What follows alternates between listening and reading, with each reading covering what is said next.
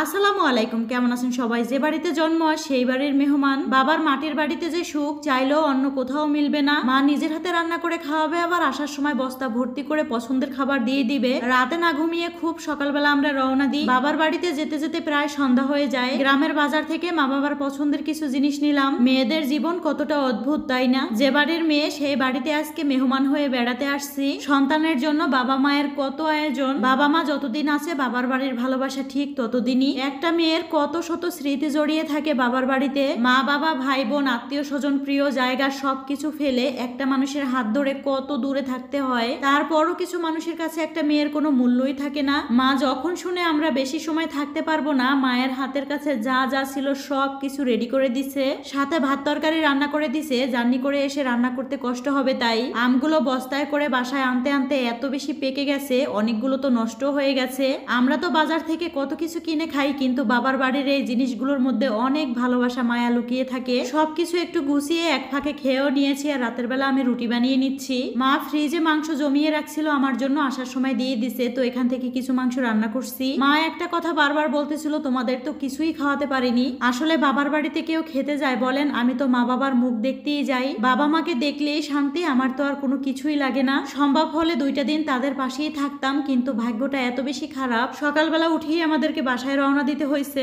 আমরা যেহেতু একটু কাজে গেছিলাম, আমরা নিজেরাও জানি থাকতে পারবো না, তাই সাথে করে কোনো কাপড়ও নিই নাই। বলতে পারেন এক কাপড়েই বাবার বাড়ি থেকে ঘুরে আসলাম। কিছু মাংস রান্না করে নিয়েছি আর কিছু ফ্রিজে রেখে দিয়েছি, আর এখানে শাকগুলোও পরিষ্কার করে নিয়েছি। শহরে আসার পর সবকিছুই আমরা কিনে খেতে পারি, কিন্তু কচু শাক কখনোই কেনা হয় না। এই কচু শাকগুলো পেয়ে আমি এত বেশি খুশি হয়েছি, বিশ্বাস করবেন এগুলো তো গ্রামের মানুষ খেতেই চায় না, আর এইগুলোই আমার সবচেয়ে পছন্দের খাবার। আর কে কে আমার মতো আছেন গ্রামে গেলে মাছ মাংস এগুলো রেখে শুধু শাক সবজি খুঁজে বেড়ান? এবার তো আর ওইরকম সময়ও পাইনি। মায়ের হাতের কাছে যা যা ছিল সবকিছুই দিয়ে দিছে। মায়ের হাতের রান্না কপালে জুটিনি ঠিকই, কিন্তু নিজের মতো করে নিজে এখন রান্না করে নিচ্ছি। কয়েক পিস ইলিশ মাছ ছিল, এটা দিয়েই কচু শাকগুলো রান্না করছি। শাপলা তো আমরা সবাই কম বেশি খাই, কিন্তু শাপলা ফুল দিয়েও যে কত সুন্দর রেসিপি বানানো যায় এটা কি আপনারা জানেন? সেই ছোটবেলা শাপলা ফুলের বড়া খেয়েছি মায়ের হাতে, আর কখনো খাওয়া হয়নি। পুকুরের মধ্যে কয়েকটা শাপলা ছিল, মাকে বলছিলাম যে মা আমার তো বড়া খেতে মন চায়। মা শাপলাগুলো তুলে তারপর দিয়ে দিছে। এত সময় গাড়িতে জার্নি করে আসতে আসতে শাপলার ফুলগুলো কেমন জানি হয়ে গেছে। শহরের বাজারগুলোতে শাপলা কিনতে পেলেও শাপলার ফুল কিন্তু পাওয়া যায় না, মানে যতটুকুই পাবেন তা অনেকটাই নষ্ট থাকে।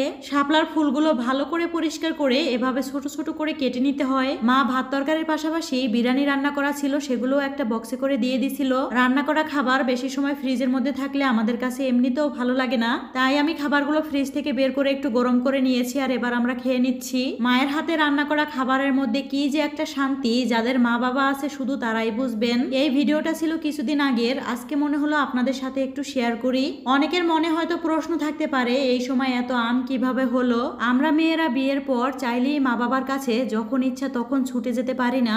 এই ভিডিওটা সামনে আসার পর ভাবছি আপনাদের সাথে একটু শেয়ার করি।